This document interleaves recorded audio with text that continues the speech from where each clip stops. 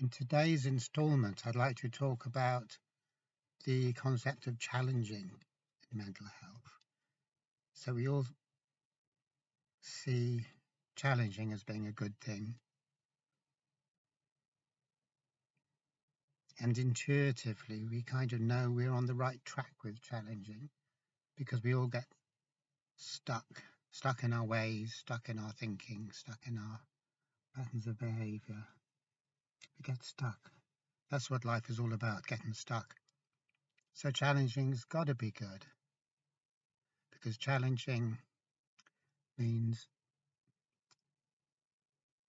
being pushed in some kind of way out of our comfortable niche, out of our comfortable groove or hollow. So that's got to be good. Challenging is a normal part of life, we could say. We're always being challenged. And we're always trying to avoid the challenge at the same time. So it's natural to be challenged. And it's also natural for us to do our best to ignore all these challenges if we can. And it's because we're able to ignore or turn our backs on life's challenges that we get stuck. So it's our ability not to be challenged that gets us stuck. We have ways of not being challenged. We have ways of being invulnerable. Okay as we are. I'm all right, Jack. I'm fine. There's nothing wrong with me, etc., etc. So we can conclude that challenging is the vital part of the therapeutic process, in as much as coming out of our comfortable groove or niche is what therapy is all about. Therapy certainly isn't about sitting there and carrying on with it, or at least we would imagine that it isn't. But there is, obviously, from the way that I'm talking about it, another level in which this is not so straightforward. And we can explain why challenging isn't as straightforward as we might have thought it was by saying that there's two types of challenging. One is the type of challenging that comes out of our thinking, which always has to be challenging about a specific point. So thought is always pointing at something in particular and it's saying this isn't good or this is a problem or you have to do something about this. So in rational therapies, we are encouraged to look at our thoughts and challenge them. So that's one type of challenging. So in that case, we're challenging our thinking, and it's also our thinking that is challenging the thinking.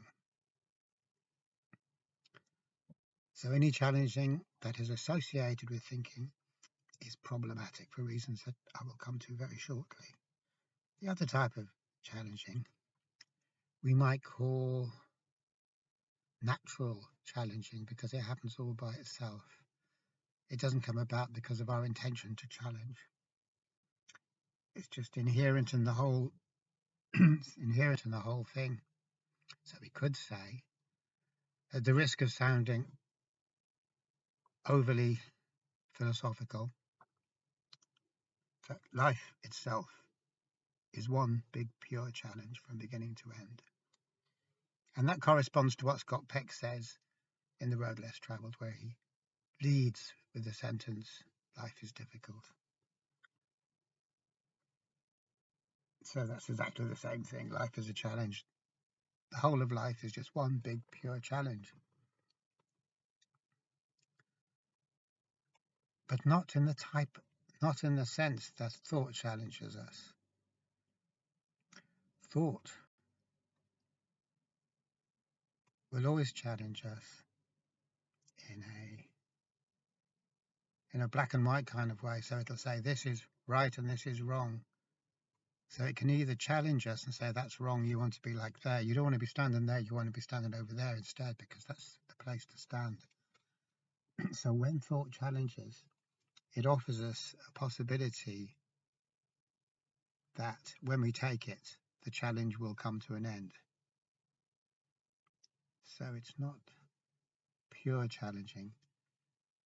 Pure challenging is it's a challenge no matter what you do. So if I'm being challenged by life, as I am,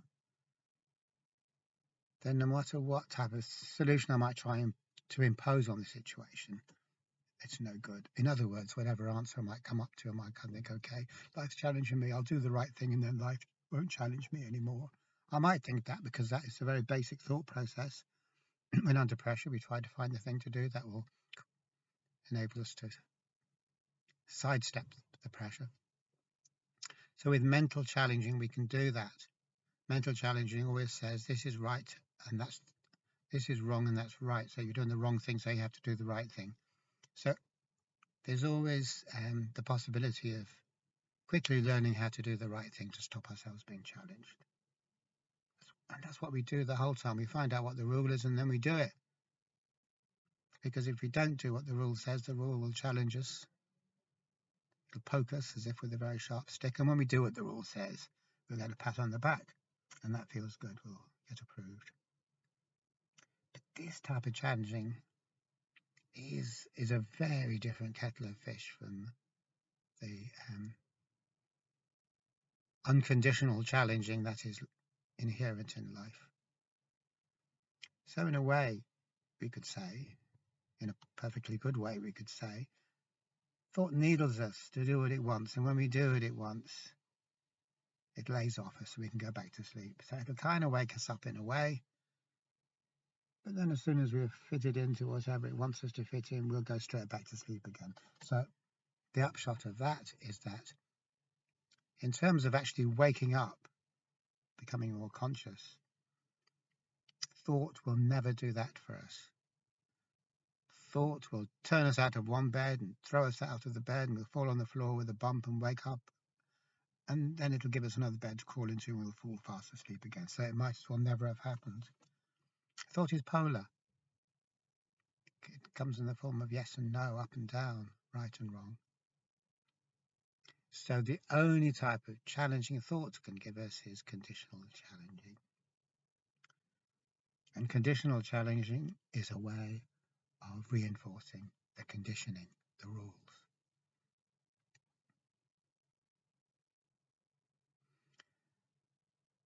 So the other type of challenging sounds a bit odd because we're kind of saying that we're challenged no matter what we do. It's like a cat on a hot tin roof, like in the play. No matter where it treads, the roof is scalding hot. So it jumps and it jumps somewhere else, and that's scalding hot. So reality is like that. It's like a hot tin roof.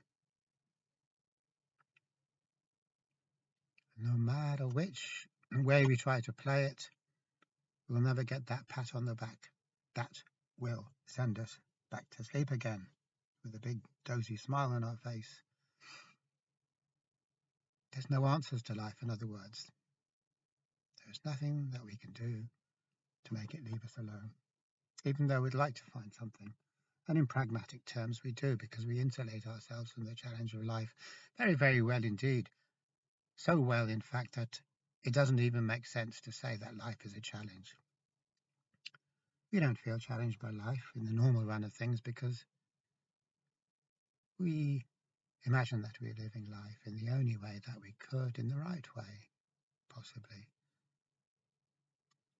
And that we imagine that this is just how you do it. Everyone else is doing it like this, I do it like that. Where's the challenge in that? So when we fit into a collective, there's absolutely no challenge. Go against the collective, that's a big challenge. We'll feel the cold shoulder of humanity, as it is said. And that's challenging. Exclusion is challenging. But when we go along with the crowd, the challenge ends. So here again, because all collectives are based on thought, all generic realities are based on rules, and rules come from thought. Every thought is a rule, every rule is a thought. So what that means is it's a trick. It's not the right type of challenging, because it's only going to change us from one thing to another thing, but it's changing us from one form of sleep to another form of sleep. It kind of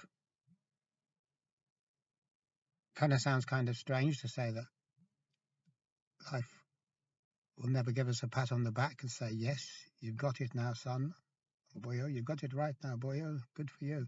Life will never say that to us if what we're doing is a result of an idea, a theory, a model we're trying to put into practice, a trick, a gimmick, some kind of mental dodge that we think maybe this is the right mental dodge, maybe this will pay dividends.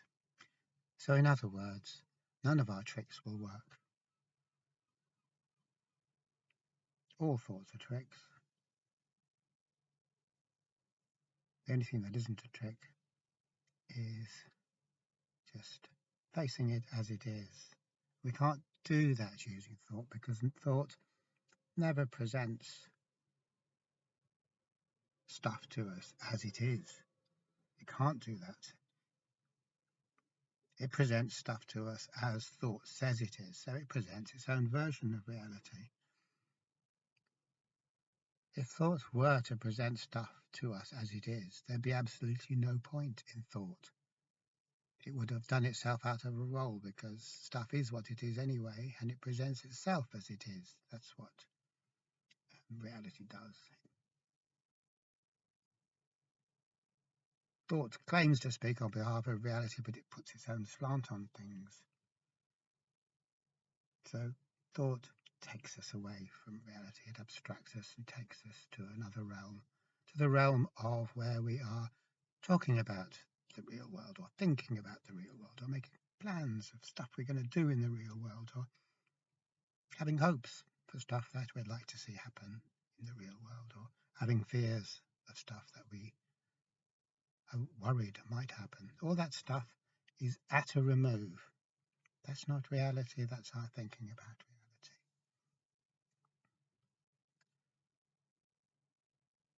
So, from what I've said so far, we can definitely get the impression that the type of challenging that comes out of thought isn't going to help anyone. Really. It will just give the impression that it's helping us. So if I have one belief, and maybe I go to some kind of brainwashing group, almost all groups are brainwashing, really. They have to be, because everyone's everyone's singing off the same hymn sheet, so it can't be real. It's got to be an agreed upon reality, a consensus reality. And when you or I accept the consensus reality, which isn't real, that's brainwashing. There's no way around that. A group can never tell the truth or talk the truth. Only the individual can do that. Only the individual is the only carrier of value, Jung says, or something to that effect. It all rests on the individual. The collective is the collective is the death of the individual. It's the loss of the individual, and it is the individual and the unique being overpowered by the generic. And the problem with that is the generic is like the normal. So you say, okay, I'm normal, but there is no normal, because we're all odd. So what is the generic? What is the normal? It's a made-up ideal that we're expected to try to adhere to or conform to, even though what we're trying to adhere to or conform to isn't real. It's just an idea. If we're good at conforming to the idea, we get on the pat on the back. If we're not, we'll get a poke, or we'll be ignored or treated badly. So that's exactly the same thing I keep on coming back to, how thought works. So getting rid of one dysfunctional belief is no good if we have to have another dysfunctional belief, or if I'm an alcoholic and I get rid of the alcoholic pattern of behavior and thinking, then I have to take up some other consensus, some kind of view of the world that is approved by the consensus, some other type of brainwashing. First the drink brainwashes me, and then maybe I take up go to some support group and they brainwash me in some other different way. So all we ever do is replace one with the other, is the point that I'm repetitively making. So it's no good at all. It's not even a real waking up, because no sooner have we woken up or let go of one thought, we've attached ourselves to another. And what we really want is something that's going to spoil our appetite for everything, as Gurdjieff says, across the board. So we're not going to give up one belief or one thought and then straight away attach ourselves to another, because there's no change there. What's the point? All thought is equally unconscious. All thought is equally at a remove from reality. No matter one type of way of being removed from reality is no better or no worse than any other type of way of being removed from reality.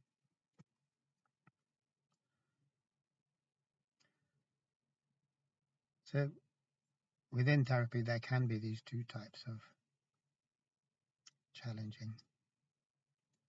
Either the therapist is operating on the basis of their thinking mind, which is fairly normal, and they try to operate on this, in which case that's conditional. Everything coming out of the thinking mind is conditional. So we might be disabused of some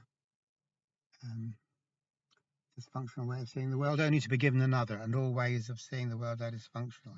If we don't realize they're only just ways of seeing the world, and not the world. And there's no way to see the world, because ways belong to thought, and thought takes us away from reality. So the other type of challenging is kind of more tricky. But what we could say is that when we're being real and spontaneous or genuine in ourselves, in other words, we're not coming out of our thinking, out of the stuff that someone's put in our head, but we're coming out of the core of ourselves. It's not guided by thought. There's no logic behind what we're doing, because logic is dead. Then in that case, we could say that the therapist who is being genuine, who is being spontaneous and not pre-programmed, partakes in that type of a challenge that all life partakes in. To live is to partake in that challenge. We are part of that challenge if we're alive, if we're spontaneous, because we're not playing according to the rules everyone else is playing. So when you meet someone who's being spontaneous, you have to be willing to step out of that and accept them on their own terms. And that's a challenge, because spontaneity doesn't play by rules, so we have to just be there and see what happens. We can't have the comfort of thinking, of predicting what they're going to do and what I'm going to do in return. It doesn't follow a pattern. It's not a game. So that the challenge to transition from playing a game to suddenly waking up and thinking, there are no rules to this. There is no system to this. What am I going to do? A panicky kind of a feeling when we come into reality. What are the rules I have to conform to? What is the structure I have to adapt to? What is it? And we're looking for the angle. We're looking for the frame. We're trying to see the system in it. And there isn't anything there. And no matter what we try and do, it's not working. We're just thrashing around. So then, that is the challenge of reality. We're pushed into this other zone, which is the zone of being present and having no expectations and no judgment. We're just with whatever's going on without thinking about it, without trying to fit it into our ideas or our classificatory system. So the challenge of life isn't the challenge to do anything in particular. It is the challenge to stop seeing the world in terms of particulars, or stop seeing the world in terms of precedents, things that's happened before, and actually wake up and actually realize that everything is new and has to be related to on that basis. So we have to be there, we have to be with it in that moment without the comfort of the thinking mind telling us it knows what this situation is and what we can do, and you should do this and you should do that. We're so used to using rules. In other words, we're so used to living life on the basis of the thinking mind that it comes. It's a terrible shock just to be out there without the thinking mind. But that zone, that situation where we have been pushed out of our comfort zone into our discomfort zone of being present, that's actually life. So what we're normally doing, playing it safe, playing by the rules, imposing our ideas and theories and hypotheses on the world to help us out, which then reflects back what we already thought was going to happen. It gets reflected back, so we get caught up in a self-reinforcing circle, self-validating circle, which is what the thinking mind is.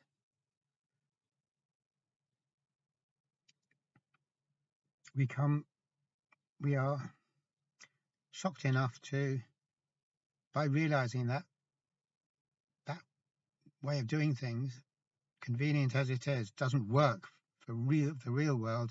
We're shocked into dropping it, to dropping our tricks, our gimmicks, our cheats, our hacks, and just being there without any cheats, without any tricks. Okay, thanks for watching.